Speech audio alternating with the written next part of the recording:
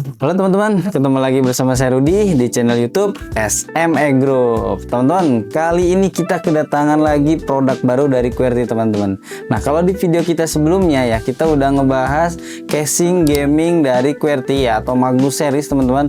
Kali ini nggak lengkap teman-teman. Kalau kita nggak ngebahas monitornya ya, ada casing, ada monitor. Nah, video kita kali ini teman-teman, kita bakalan ngebahas monitor gaming series dari QWERTY, yaitu Magnus frameless LCD monitor teman-teman. Seperti apa teman-teman? Langsung aja mari kita review. Nah teman-teman, QWERTY Magnus frameless LCD monitor itu saya punya dua tipe ya teman-teman ya. Di sini ada yang 22 inch dan 24 inch teman-teman. Jadi cocok banget nih buat kalian yang mau pakai buat kerja ya, atau di sekolah, atau juga buat komputer rumahan teman-teman. Buat sekedar nonton film atau untuk main game, ini cocok banget teman-teman ya, karena monitornya itu udah frameless. Kita akan buka teman-teman ya, langsung aja kita unboxing supaya kalian bisa lihat nih kelengkapannya seperti apa, terus penampakannya seperti apa teman-teman. Terus kelebihannya apa aja sih bang? Langsung aja mari kita buka teman-teman ya. Nah teman-teman, kita punya dua nih. Saya buka yang satu aja ya, yang gede ya teman-teman ya. Ini nanti perbedaannya di mana nanti saya jelasin. Kita akan buka yang 24 inch teman-teman. Oke. Langsung aja kita buka ya teman-teman untuk kardusnya. Nah ini masih fresh banget teman-teman. Kita buka seperti ini. Yang ini kita geser dulu, oke? Kita geser dulu ya. Nah, coba kita tarik teman-teman. Oke, di sini untuk serinya 24 ini serinya MFS 240 VH ya teman-teman.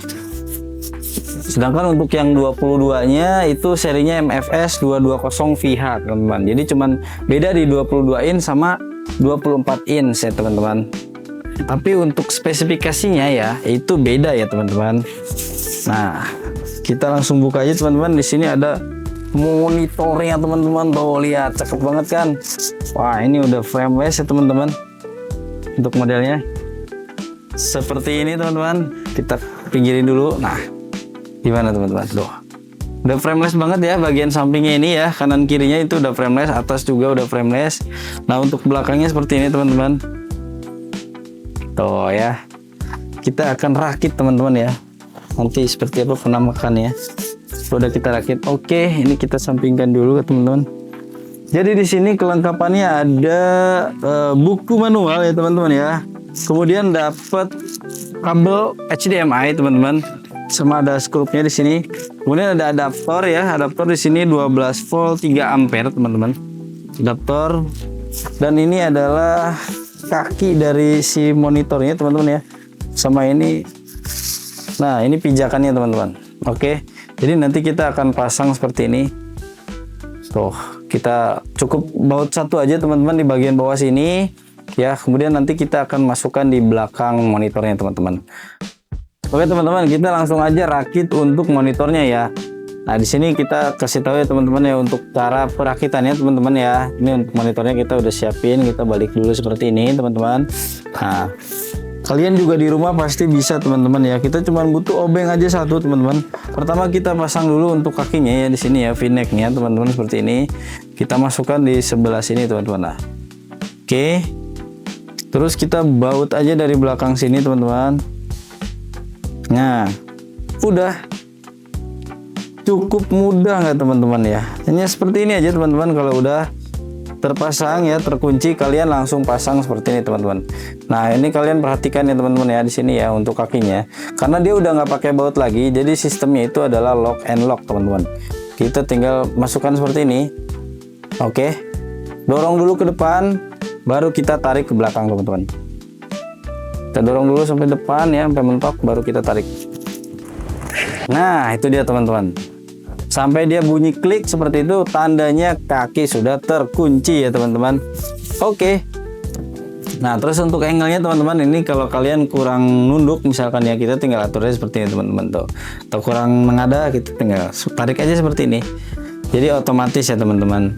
Gitu. Nah, sekarang gimana bang cara ngelepasinnya bang? Kalau tadi cara pasang, ngelepasinnya juga sama teman-teman. Ini gampang banget ya. Kalian di rumah juga pasti bisa. Jadi di bagian belakang monitor teman-teman ya, itu ada apa namanya, locknya ya, penguncinya di sini teman-teman. Kita tinggal tekan aja terus tarik kakinya seperti ini teman-teman. Gampang banget kan, nggak nyampe 1 menit teman-teman. Masukinnya juga sama tadi ya, jadi seperti ini aja teman-teman. Oke, sampai dia bunyi klik gitu, artinya monitor sudah terpasang dengan baik.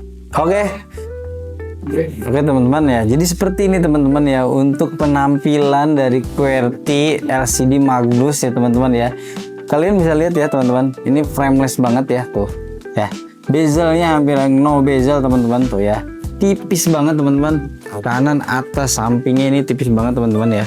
Kemudian untuk tampilan belakangnya seperti ini teman-teman ya, tadi kita udah lihat ya. Dan untuk yang 24 inch, ini yang untuk 24 inch teman-teman, dan ini untuk yang 22 inch juga sama teman-teman ya.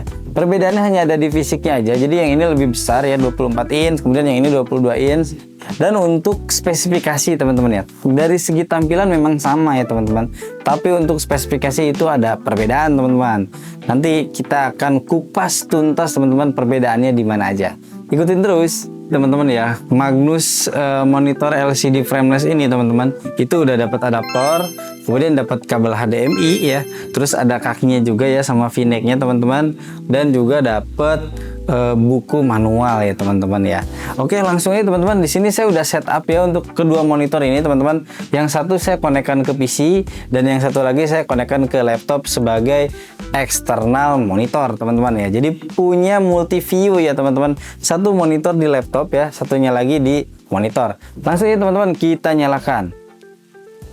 Oke, ini tampilan awalnya teman-teman, QWERTY ya. Kemudian yang 22 in kita juga nyalakan teman-teman.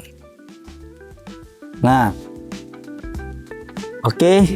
Nah, kemudian untuk spesifikasinya teman-teman ya, untuk 22 inch itu panelnya pakai VA ya teman-teman ya, panel VA. Sedangkan untuk yang 24 inch itu panelnya udah IPS. Kemudian untuk resolusi sama-sama di 1920 kali 1080 teman-teman, dan refresh rate-nya juga sama-sama di 100 Hz ya teman-teman ya.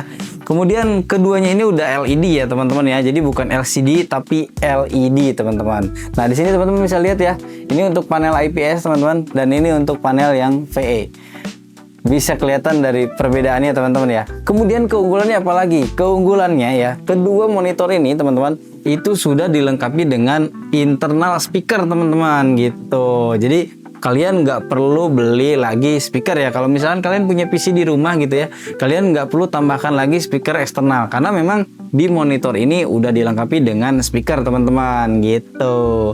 Begitu juga teman-teman kalau kalian pakai untuk eksternal monitor ya, misalkan satunya pakai laptop seperti saya di sini teman-teman. Nah, di sini saya pakai laptop ya. Ini saya jadikan sebagai monitor kedua saya nih teman-teman. Jadi secondary monitor. Jadi kalau kalian sambil kerja gitu ya, itu kan enak banget ya, kalian punya multi view teman-teman gitu ya. Itu bakalan mempermudah pekerjaan kalian teman-teman. Lanjut lagi teman-teman. Kemudian untuk kabelnya teman-teman, dia juga punya 2 port ya. Jadi bisa pakai kabel HDMI dan bisa juga pakai kabel yang CRT ya, atau kabel VGA ya teman-teman ya. Nah teman-teman, kalian bisa lihat ya di sini ya. Jadi untuk yang 24 inch teman-teman, ini panelnya itu pakai yang IPS teman-teman ya. Nah kalian bisa lihat teman-teman, di sini untuk angle-nya ya, di sini kan posisinya miring nih teman-teman, tapi kalian masih bisa lihat wide angle ya. Jadi posisinya dia lebar ya. Kalaupun dilihat dari samping, itu warnanya tidak berubah teman-teman. Jadi dia masih tetap natural ya untuk warnanya teman-teman ya. Akurasi warnanya, untuk ketajaman warnanya itu tetap nggak berubah. Kalaupun kalian lihat dari sisi samping atau persis dari depan gitu teman-teman. Sedangkan untuk panel yang VA teman-teman, itu lebih high contrast teman-teman. Jadi kontrasnya itu lebih tinggi ya. Jadi ketajamannya dia lebih tinggi. Nah ini cocok banget buat kalian pakai untuk bermain game sebetulnya teman-teman. Jadi apa? Jadi ketika kalian bermain game itu akan mempertegas dari karakter game kalian gitu teman-teman. Jadi keduanya teman-teman kalian masih bisa pakai ya untuk kantoran atau untuk sekolah ya, atau untuk kuliah. Bisa juga dipakai untuk komputer rumahan. Tergantung selera kalian teman-teman. Lebih suka yang IPS yang warnanya lebih natural, atau yang panelnya VA yang kontrasnya lebih tinggi teman-teman. Kalian yang tentukan. Nah, itu tadi teman-teman ya untuk warna dari monitor QWERTY-nya teman-teman. Nah, sekarang gimana teman-teman dengan soundnya ya teman-teman ya. Jadi si monitor QWERTY yang 22 inch dan 24 ini nih teman-teman yang seri frameless itu udah dilengkapi dengan speaker internal teman-teman. Jadi kalian yang pakai PC ya itu kalian nggak perlu beli lagi speaker eksternal ya teman-teman ya. Kemudian kalau misalkan kalian ngerasa masih belum cukup nih, misalkan bang saya kurang kenceng deh kayaknya kalau speaker internal dari monitor gitu ya, kurang lebih suaranya sama kayak laptop gitu ya kencangnya, kalian bisa tambahkan lagi headphone atau speaker eksternal seperti ini teman-teman ya. Jadi di sini saya punya headphone teman-teman. Kalian tinggal colok aja ya jack 3,5 mm nya itu di bagian bawah monitor sini teman-teman. Itu ada colokannya. Kalian tinggal sambungkan aja mau ke headset ya atau ke headphone, atau bisa juga disambungkan ke speaker yang eksternal teman-teman. Oke, langsung aja teman-teman kita coba tes speaker internal seperti apa teman-teman. Ini saya pasang ke PC ya teman-teman. Nah, untuk volume PC-nya saya setting di 70%. Oke, suaranya seperti ini ya.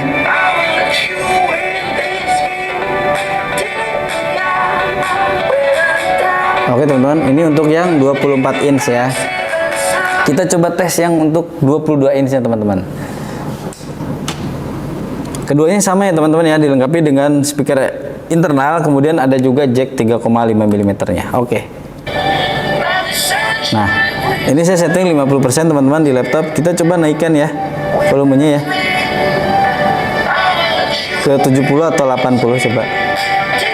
Nah, oke teman-teman ya. Jadi kalian bisa pilih ya kedua monitor ini teman-teman, karena keduanya udah dilengkapi dengan internal speaker, dan kalian juga nggak perlu beli lagi speaker eksternal gitu. Jadi sudah cukup teman-teman kalau misalkan kalian pakai monitor ini ya untuk nonton film atau sekedar dengerin musik gitu teman-teman. Oke teman-teman, jadi kesimpulannya ya teman-teman ya, QWERTY Magnus monitor frameless ini teman-teman ya, buat kalian yang memang di rumahnya atau tidak punya ruangan yang terlalu besar teman-teman ya, atau meja kalian tidak terlalu besar, kalian bisa pakai yang ukuran 22 inch teman-teman ya. Itu buat kalian nonton film masih oke banget teman-teman, atau untuk bermain game atau untuk belajar ya, karena dari panel VA sendiri itu high contrast teman-teman. Nah, terus kalau kalian punya ruangan yang memang cukup luas ya teman-teman atau lebih besar, kalian bisa pakai yang 24 inch ini teman-teman, dan sama-sama dilengkapi dengan speaker internal ya, dan kalian juga masih bisa extend speakernya ke speaker yang eksternal teman-teman gitu. Kemudian untuk resolusi teman-teman sama-sama di 1920 kali 1080 atau Full HD ya. Kemudian untuk frame rate-nya di 100 Hz. Jadi keduanya sama teman-teman, dan bisa pakai kabel CRT atau kabel HDMI. Tinggal kalian yang tentukan teman-teman ya. Jadi kesimpulannya teman-teman, keduanya masih worth it banget buat kalian miliki di kantor, di sekolahan, atau di rumah teman-teman. Oke, paling itu aja teman-teman yang bisa saya sampaikan di video kita kali ini teman-teman. Sampai ketemu lagi di video-video kita selanjutnya. Jangan lupa klik like, share, dan subscribe channel ini teman-teman untuk video kita selanjutnya. Terima kasih teman-teman, sampai ketemu lagi. See you. 手のひらサイズに収まるちょうど限度を超えれば溢れる表量教えてくれたクラウンザローふとした感謝に気づいた時会計がゾロ目野良猫に会えた信号が青いレコード弾けた小さな喜びなんでもいい